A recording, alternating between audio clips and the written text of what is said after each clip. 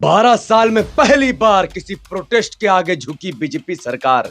पहली बार भारतीय जनता पार्टी और हमारे देश के नेता पीएम नरेंद्र दामोदर दास मोदी जी लाइव आए हैं। उनके चेहरे पर डर दिख रहा है, उनके चेहरे पर वो नाराजगी दिख रही है कि भाई अचानक ये क्या हो गया, किसी प्रोटेस्ट के आगे मैं कैसे झुक गया। इतना प्रेशर पहली बार मैं नरेंद्र मोदी जी के चेहरे पर दिख रहा हूं। 12 साल में पहली बार मोदी जी लाइव आकर स्टूडेंट को संबोधित करते हैं और वो क्या कहते हैं वो अपने आप में सरदर्द है, वो मैं आपको अभी बताऊंगा। साथ ही सोनम वांगचुक ने अपना प्रोटेस्ट खत्म कर दिया है, अपना हंगर स्ट्राइक तोड़ दिया है।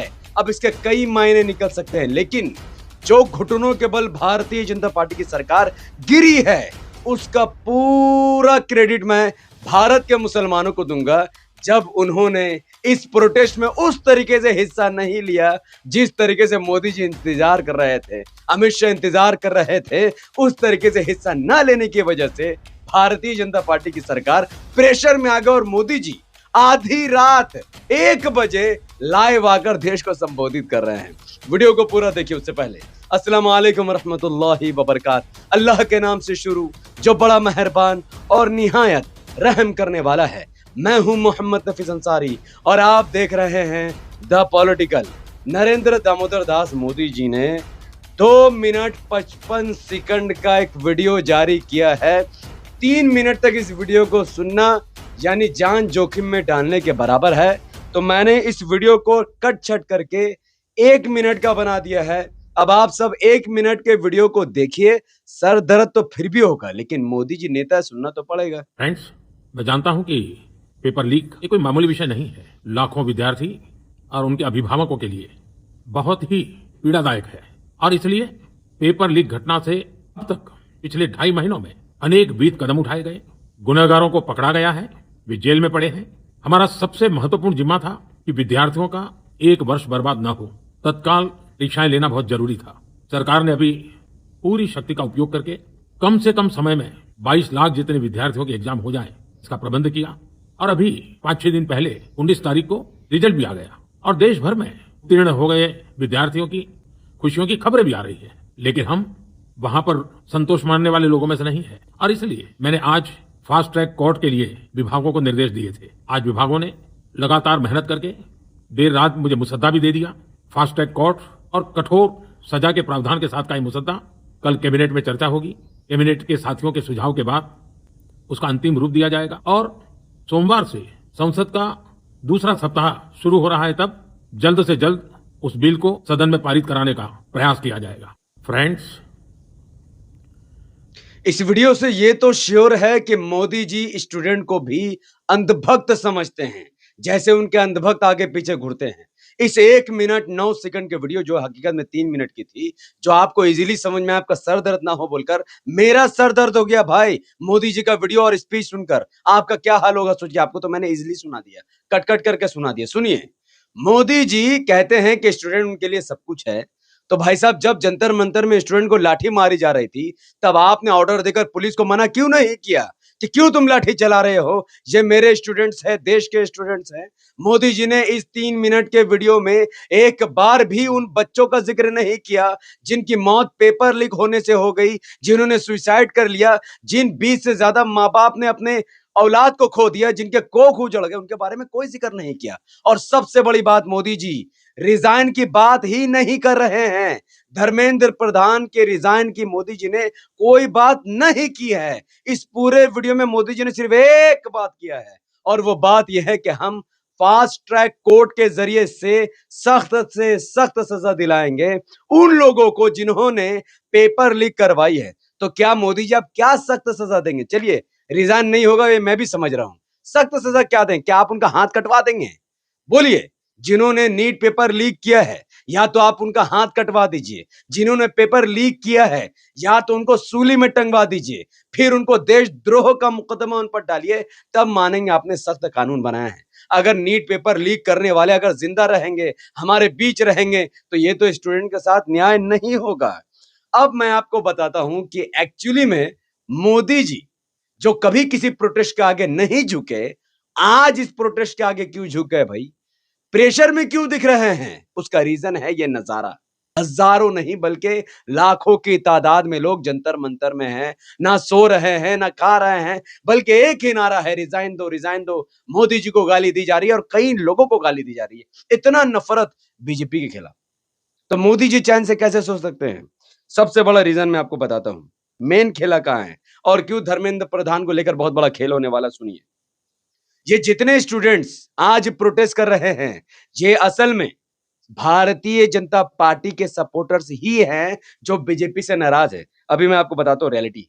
जब दिल्ली पुलिस ने लठ बजाना शुरू किया और सैकड़ों की तादाद में बच्चों को मार मार कर घायल कर दिया, इससे भारतीय जनता पार्टी के कोर वोटर में बहुत बड़ा फर्क पड़ा, क्योंकि इनके जो माँ बाप है वो एक्चुअली में भारतीय जनता पार्टी को ही वोट करते हैं। सबूत सबूत आपके सामने, आंख फाड़ कर देखिए। मोदी हमारा पति है, हमारा भाई है, हमारा बाप है, हमारा गुरु है। चाहे मोदी मेरी गाँव माले में वोट मोदी दूंगा, ये मेरा वादा है। देते रहूंगा और देता रहूंगा। मेरा लिविंग गॉड है वो, living god. Modi ji I love you, I love you. देश के लिए इतना काम किया, नस फाड़ देंगे अभी हम, नस काट लेंगे मोदी के लिए। एक ही शहर है, वो है प्रधान भाई नरेंद्र भाई मोदी, दामोदर राय मोदी। आत्महत्या कर लेंगे भाई। किसके लिए? मोदी के लिए, मोदी को देते वोट। अगर नरेंद्र मोदी हार गए तब क्या होगा? कौन जगह से देख रहे हो? नहीं एक मिनट, एक चुप रहिए। कहाँ से सपना देखे हो? कहाँ के हो तुम? इस देश में जो आज हम खड़े क्यों खड़े? मोदी। मेरा बाप मोदी है, बाप दादा सब है मेरा, मोदी भी है। बाप से बड़ा मोदी है, जो बाप पैदा किया ना। मोदी राम और अमित शाह कृष्ण। मोदी ऐसा पैदा हो नहीं सकेगा, भगवान है, दूसरा राम अवतार है। प्रधानमंत्री जी से मुलाकात हुई?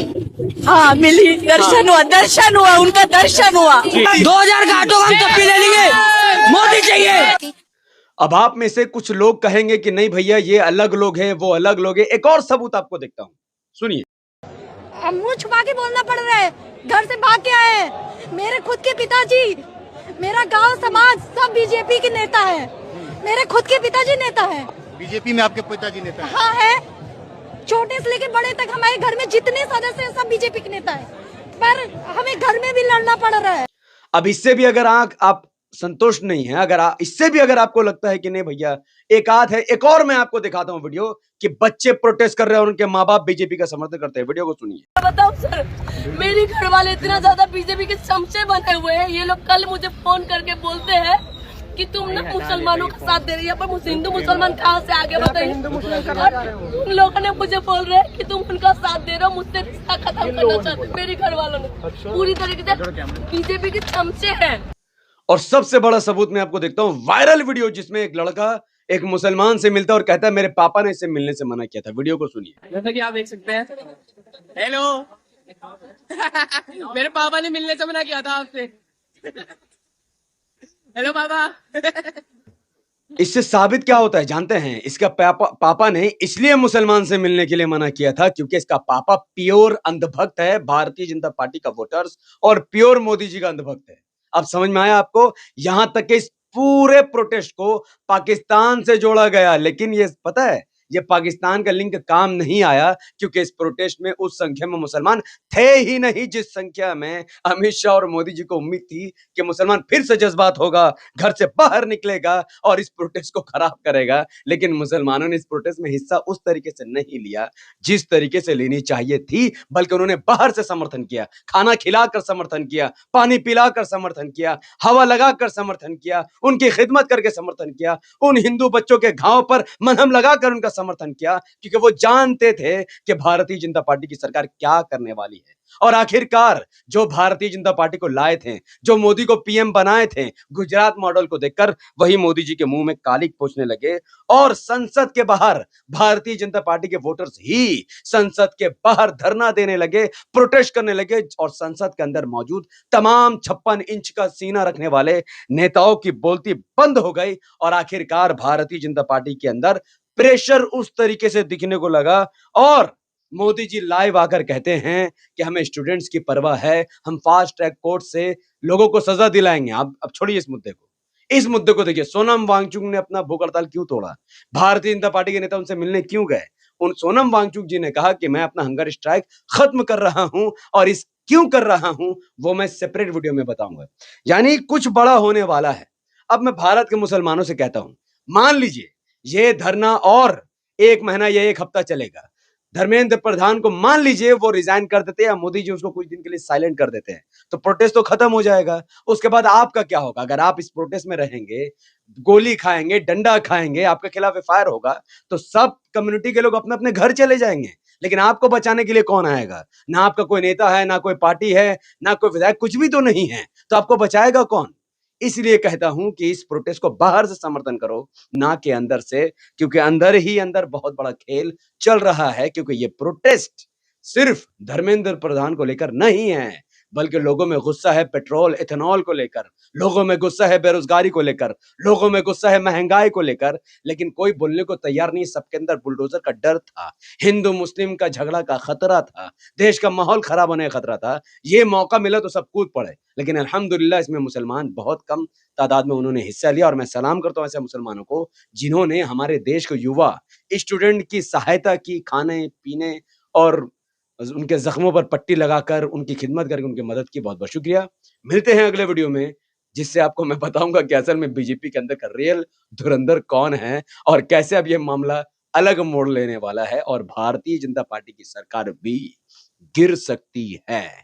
अगले वीडियो का इंतजार कीजिए, तब तक इस वीडियो को लाइक शेयर और कमेंट कीजिए। अगर आप हमारे पेज पर नए थे तो इसे सब्सक्राइब करके बेल आइकन को हिट कीजिए। अगर आप हमारे इस वीडियो को फेसबुक पेज द पॉलिटिकल पर देख रहे थे तो इसे लाइक और फॉलो करके 5 बड़े ग्रुप में शेयर कीजिए। मुझे अपनी दुआओं में याद रखें। बहुत बहुत शुक्रिया। अस्सलामु अलैकुम वरहमतुल्लाहि वबरकातुहू। मैं था मोहम्मद नफीस अंसारी और आप देख रहे थे द पॉलिटिकल। जय हिंद और स्टूडेंट की एकता, हिंदू मुस्लिम एकता जिंदाबाद।